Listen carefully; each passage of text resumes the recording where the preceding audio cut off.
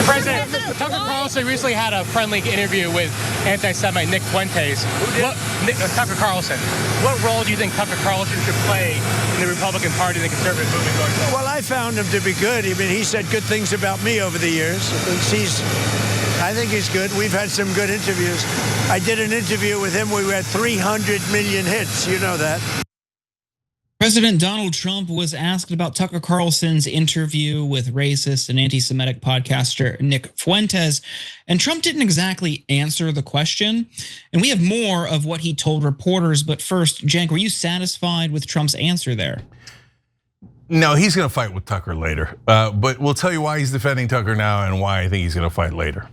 Well, Tucker Carlson has been at the center of the right-wing civil war the past few weeks after he hosted Fuentes on his show. The pro-Israel wing, namely Ben Shapiro and Mark Levin, have been on the attack, and they've been going after Tucker hard. And some initial defenses of Carlson were eventually walked back. Heritage President Kevin Roberts initially voiced support for Carlson regarding the interview, but he faced an onslaught of criticism and eventually apologized and said the organization does not condone Fuentes or his views. Until now, Trump has largely stayed out of it. So let's see what else he had to say when he was talking to these reporters. Take a look. We've had some great interviews with Tucker Carlson, but you can't tell him who to interview. I mean, if he wants to interview Nick Fuentes, I don't know much about him, but if he wants to do it, get the word out. Let him, people have to decide. Ultimately, people have to decide. Then a reporter asked Trump about Fuentes specifically. Here's what he had to say. Take a look. You yourself had dinner with Nick Fuentes at Mar-a-Lago a few years ago. What role should he play in the conservative movement? Well, I didn't know he was coming, and he was with, as you know, somebody, Kanye. And Kanye asked if he could have dinner, and he brought Nick. I didn't know Nick at the time. And he did. He came along with a few other people. He brought a few people with him. Meeting people, talking to people, like for somebody like Tucker, that's what they do. People are controversial. Some are, some aren't. I'm not controversial, so I like it that way. They're calling him the most uncontroversial president of all time, Cenk. What do you think?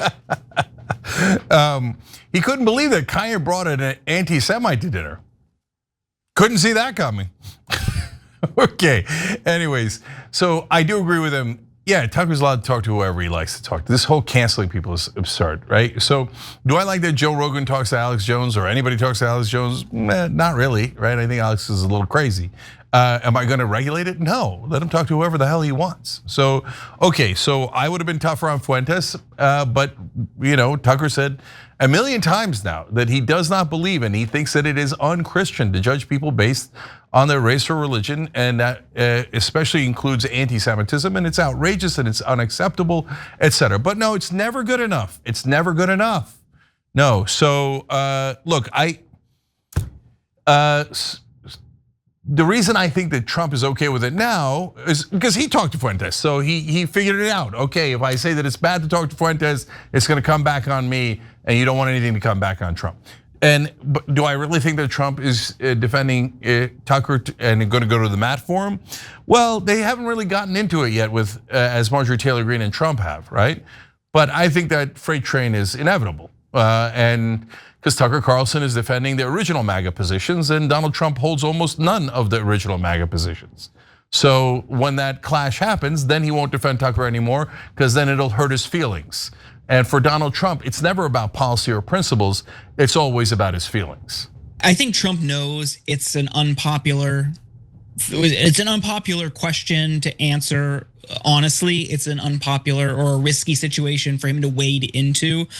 But I did find funny what I did find funny was how his initial response was to talk about when he went on that show and claimed he got 300 million hits, which, Cenk, for a single interview is incredible, but it's also not true to my knowledge. But that's what he tried to deflect with.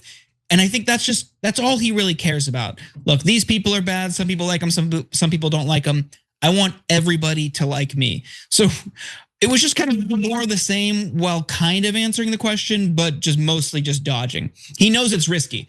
He knows he needs the pro-Israel to an extent. He needs that wing's support, but he also needs this growing right wing part of the base that doesn't support Israel, that doesn't like that government and wants them out of our politics. So it's kind of a sloppy answer for him, but it was more of the same.